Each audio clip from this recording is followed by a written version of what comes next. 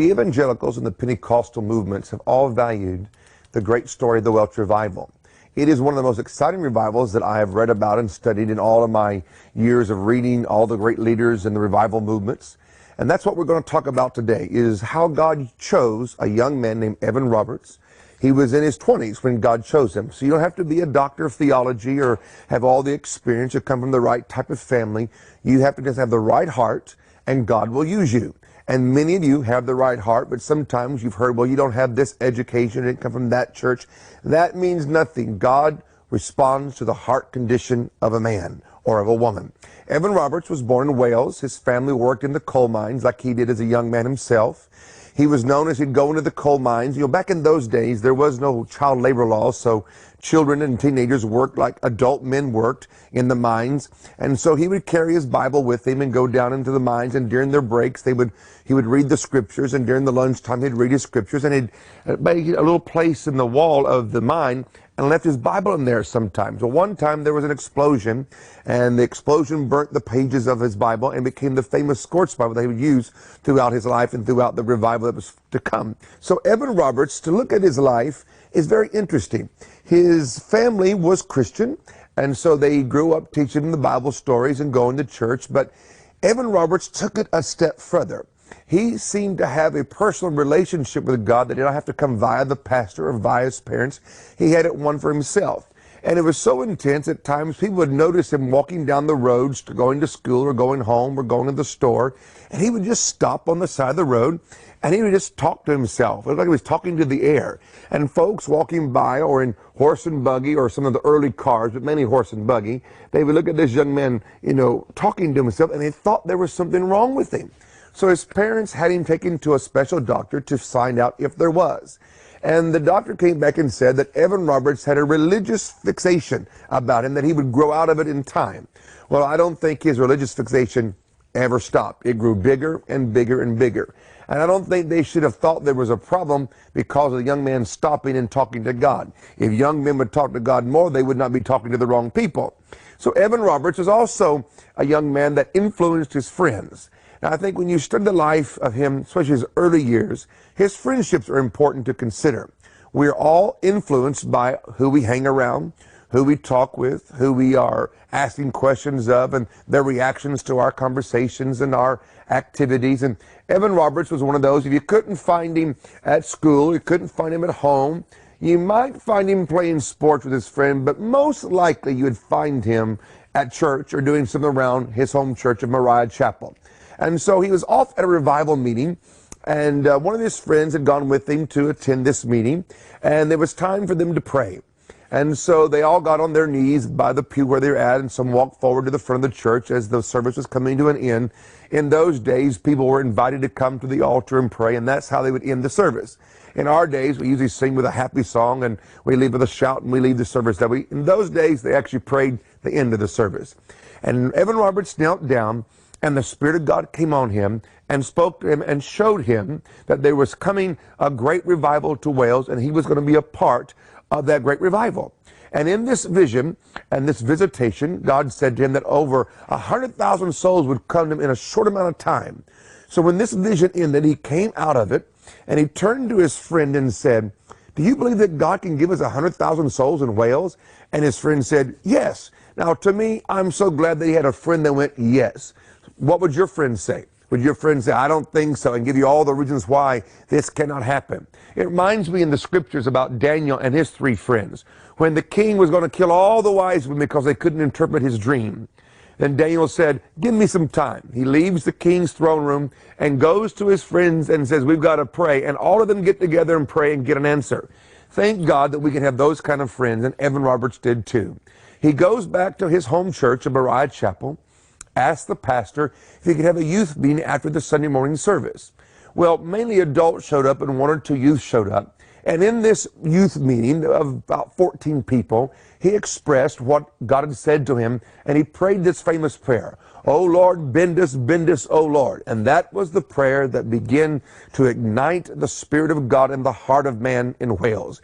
And from this little revival service, or this little youth meeting, sprung the revival meetings. And it began to grow, it began to increase, to where it affected the nations. And now 100 and some years later, we still admire it. We still love it. I've always enjoyed reading about what happened in the Welsh revival, what went right, what went wrong. The Welsh revival began, as I said, in a youth meeting at Mariah Chapel. And thank God the pastor was not one of those that was scared to give one of his young men an opportunity to share his heart, and when he recognized that God was doing something, to support it. So many ministers today control so much that it would take an act of Congress, as my grandma used to say, for God to get through the door of the church. But at least in Mariah Chapel, on this time period in the early 1900s, the pastor said yes to Evan Roberts, and the revival began to start. When the testimonies begin to roll, the crowds begin to come and fill up, because they heard about a promise that God was going to visit the little nation of Wales. And as it began to spark and begin to happen, all groups, young and old, came, and they would come into a service. And here's how the revival meetings were like. They were conducted this way. Evan Roberts was not really wanting to be the star. He said about himself, I want to be the window that you look through to see God. Don't look at me, look through me, or look at who I'm pointing at. So one of his great characteristics that helped the beginning of the revival, which also became a weakness of a revival, is he didn't want to be the great star of it, but yet you need to be a leader of it. And so there's a great waltz you have to have between not wanting to be the star, but yet still taking the position that God gave you. And Evan Roberts found that in the beginning and began to be used to become a catalyst of the great flow of the Spirit. When he would come to the service, he may preach, he may not preach. He'd normally sit on the side of the platform, or he'd be off in the pastor's office, off the side of the auditorium space, and the crowd would fill up, sometimes outside the doors, onto the sidewalks. They'd open the windows of the chapels, and so the folks outside could hear. And they would come and they would sit quietly, and then there would be little weepings or cryings or a little rumble of people praying. And they were not always waiting for Evan to show up, even though that was in the room, but the people came already prepared to talk to God for themselves. And at times there would become loud weepings and cryings, and then there would come people who would just stand up and start singing songs that they knew or songs out of their spirit. Other times they would stand up, 2 or 3, and sing songs together. And so there was a lot of freedom in the Welsh revival to allow the people to respond to the unction and the spontaneity of the Spirit as it came on them and moved through them. If Evan Roberts would come into the room, like I said, he would sit here. He may grace the pulpit and stand up there and talk for 5 minutes or 10 minutes. He was not a very long-winded preacher. He may not preach at all. He may get up and stand behind the pulpit and start to pray and then disappear behind it. And all you would think, well, he was there and now he's behind the pulpit praying. You could hear his voice. He may be behind the pulpit praying the next hour and get up and walk off and walk out and leave the crowd. And so it was not your normal American or British style of doing church. It was a flow of the Spirit, and that Evan Roberts was being led by the Spirit the best that he knew. Now, some of the great happenings in the revival, besides the great salvations, is that when you read and research the move of God in Wales, here are some statistics. During the time of the Welsh revival, which was began in 1902, 3, and 4, in that time period, and then begin to kind of slide down or begin to decline, during the time of its height, there was policemen were laid off of the police force because crime went so low. Drunkenness statistically went down because people quit drinking. They went to church and drank the new wine, not the old wine. Also, the Bible Society recorded that they had a record number of orders for Bibles, and until several years after the revival ended, they were still filling the orders to print Bibles that were ordered during the revival. And so those are just a few things. Now, here are some things that I enjoy when I read about the Welsh revival. I love the story about the pit ponies in the coal mines. When the revival hit so strong in Wales, and Wales is mainly a coal mining type of a country, that the coal miners quit cussing. And you know, when you're not born again, you'd say all what you want to say, you use profanity. And the ponies, they don't know bad words from good words. All they know was that sound meant go and the other sound meant stop. And so when the coal miners got saved, or as a newspaper said, when the coal miners got religion, they quit cussing. And the little ponies got confused because the coal miner wouldn't say damn to go or say something else for it to stop. And so the little ponies got all confused, and the coal mine companies had to go out and buy a whole new herd of horses and train them on how to carry the coal out and bring the cart back down. And so to me, that was so exciting to know that the revival had affected the ponies, and they didn't know what to do because the coal miners quit cussing. The other thing that I find very intriguing about the Welsh revival was during the time, every year, like every nation does, is that we have sports events. In America, we have the World Series, we have the Super Bowl, and in America, we call it soccer. In Europe, we call it football. And so in Wales, during the time of the revival, they didn't have a Super Bowl or a World Cup for their nation. When you read in 1901 who won the football game, who won the big tournament, and then you get down to the year of the revival, and then it's written in the name where you should put the name of the team that won, and it just says revival. There was no tournament because everybody was going to church and having a religious experience. Now that's like saying in America that we didn't have a Super Bowl because everybody was going to church and more concerned about God and the condition of their soul than they were about the Super Bowl. That would be a big event. The other great thing about the Welsh revival was that the business hours in the nation changed. When no one's shopping, why keep the store open? When no one is going to the restaurants, why keep it open? The business hours of Wales during the time of the revival changed because business concluded early, because no one was buying or selling or doing business. They were going home, getting dressed, going to church, and maybe be there to midnight to 2 or 3 o'clock, and then start again. Can you imagine in America or in London or in Berlin that all of a sudden a move of God comes and the business hours of the whole nation changes to accommodate the people wanting to go to church and wanting to be around God and wanting to be moved by the moving of the Spirit in their own soul? That's what happened in Wales. These are just a few stories that shows you the impact. The young people were involved, the children were involved, the elderly were involved. There was over 100 preachers that we know of that was being used by God all over Wales at one time. So it was not just around Evan Roberts' personality, even though he was the leader. He's the one that God chose to be the catalyst. But there was at least 100 people, 100 ministers that were being used all over Wales. In a couple of minutes, we're going to be letting you hear the only voice recording of Evan Roberts. It is a rare piece of church history. I'm so glad I found it. It was almost lost to the decay of time, but it was reconstructed and put together. In a few moments, you're going to get to hear the Welsh revivalist himself speak as he did during the time of the revival. And also when we come back, we're going to talk about the tragedy of this great revival. This revival only lasted a few years and declined. What happened to the revivalists? Why did it decline? What can we learn from it? That's when we come back. A lot of times when people talk about Evan Roberts and the Welsh revival, they always talk about the good part, the great part, which I would love to focus on, but to give you the complete story, you got to tell the rest of the story. That's why sometimes people don't understand why revivals kind of end strange or weird. We don't investigate that part. When I first read about Evan Roberts, I thought, wow, a man in his mid-20s, shook a nation, had crowds that were huge, people were getting saved, the business hours changed, Bible sales are up, policemen were fired or let go because crime was so low, and there wasn't a football tournament because revival had taken over the hearts and the focus of the nation. That's phenomenal. Even today when you go to Wales, people still have memories and talk about that time. But then when you ask, what happened to Evan Roberts? Why did the revival end? That's what I want to talk about now, because most of us don't realize that a move of God has a beginning, a middle, and they all end. How they end is important to understand. They're supposed to be handed off to go to someplace greater or to a new generation.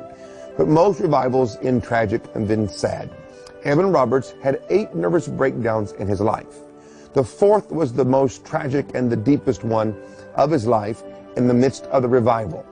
Number 1, Evan Roberts kept going and going and going every night, and did not know how to rest, did not know how to take care of himself during a move of God. Now that's why a lot of preachers, a lot of great evangelists, they die before their time, they die tragically ill, they die in these ways where we think if you're that close to God and God used you to save the people or heal the sick, why'd you die sick? Or why did these bad happenings happen to you? Evan Roberts was preaching one night, and after the end of the meeting, he collapsed. And there was a woman in the crowd that was a noted minister in England named Jessie Penn-Lewis. Jessie Penn-Lewis has written some good books, but I have to say at this time of life, she'd been under certain types of question by the brothers because she began to preach certain things in an extreme state. Any truth taught to an extreme is an error. So you can take any biblical truth and go too far with it, and it becomes an error. Hers and Evan Roberts at that time had kind of pulled them together because he was preaching about suffering, and she was gone into extreme suffering, and she came to hear Evan Roberts preach, happened to be in the meeting where he collapsed. Well, she kind of took charge of the situation and put him on a stretcher and put him out on a train with her and took him out of Wales into England and put him in her guest house in the back of her big property. Her husband is what we would call the mayor of the town here in America's political structure. And so she called the doctors, and they began to examine him, and they said that he was exhausted and that he should never preach again or he might die because of how his body was taking the strain of the heavy pressures of preaching and going and this move of God. And so she began to say, well, just stay here in this house and rest and relax. And while he was in a state of exhaustion, nervous breakdown, she began to tell him things in the Bible that were wrong. Everything that God was doing, she was mad at. People were getting healed. The gifts of the Spirit were flowing. For example, the newspapers recorded that Evan Roberts was telepathic, which means in our vocabulary that he knew things about people and would point people out in the crowd and say something to them and encourage them to get right or to come to God. And the newspaper said he was telepathic. Well, that's the gifts of the Spirit. You can't get mad at the newspapers. They don't know what it is, and they didn't use the vocabulary that we use today back then, but that's what it was. So the gifts of the Spirit flowing, speaking in tongues, deliverance, healings, were all taking place. And of course, in every revival, there are things that happen that are fleshly and demonic. You can't stop that. You correct it, and you kick it out, and you keep on going. She began to tell him that it was his fault for permitting it, and began to convince him that many of these things were of the devil. Evan Roberts never went back to Wales after Jesse Penn Lewis died. She took him out of where God had placed him. His seat of authority was in Wales. It was not in England or in Scotland or in Ireland. It was in Wales, the Welsh country. And when she removed him from where God placed him, number one, and it might have seemed right at the moment, but there was a motive that was wrong in her. She wanted to ride his popularity to gain back and prove that she was right. And plus, in her, I believe a Jezebelic spirit was operating to some degree. And begin to tell him, it's of the devil. You can't do this. Stop. When his family came to see him, she did not permit the family to see Evan Roberts. When Evan Roberts' spiritual pastor and brothers come to visit him, they weren't allowed to see him either. So the first thing that I saw happen here was, why in the world didn't someone get a little more irate and take the young man back to his family, back to his home church? She wouldn't permit it. She had closed him in, cut him off, isolated him, and kept feeding him all the wrong things. I've learned this by reading and studying these preachers. If you're in trouble, you need to go home. Go back to your family. Go back to your home church. I don't care if it's in the woods. I don't care if it's far away from where you are. When you are hurt, when you are broken, when you are tired, when you are sick, you need people that understand you spiritually, emotionally, physically, socially, to help put you back together. Many a preacher could have survived their tragedy if they'd have went home to their family and home to their church family. These people is a part of God's protection, part of God's covering, and part of God's blessing in your life. Put a value on it. If you're in trouble today, go home.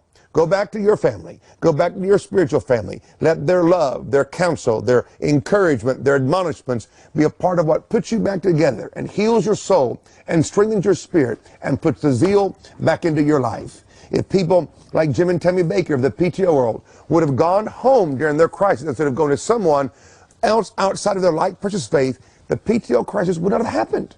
So please learn from Evan Roberts and the PTL scandal. When you're in trouble, when you're exhausted, when there's a problem, go home to your biological family and your spiritual family. He did not return to Wales after Jesse Penn Lewis died. He goes back, never to preach again. The Welsh revival only lasted about 3 years maximum, give or take a few months. He dies in 1951. His last journal, entry in his journal, was that he didn't know why he was born.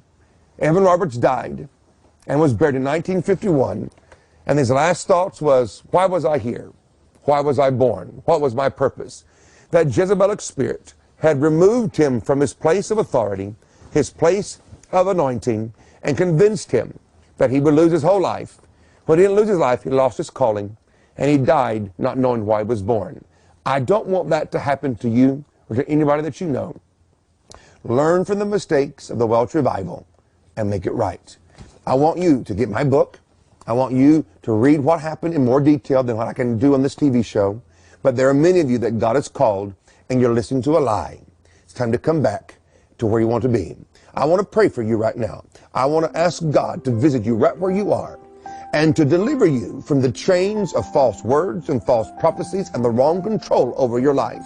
And may you have enough strength to return to the place where you first got your call. The people that love you, that pray for you, and speak the right words to your heart and mind. I pray that you have strength to do that and to return to your post. I pray for you in the name of Jesus.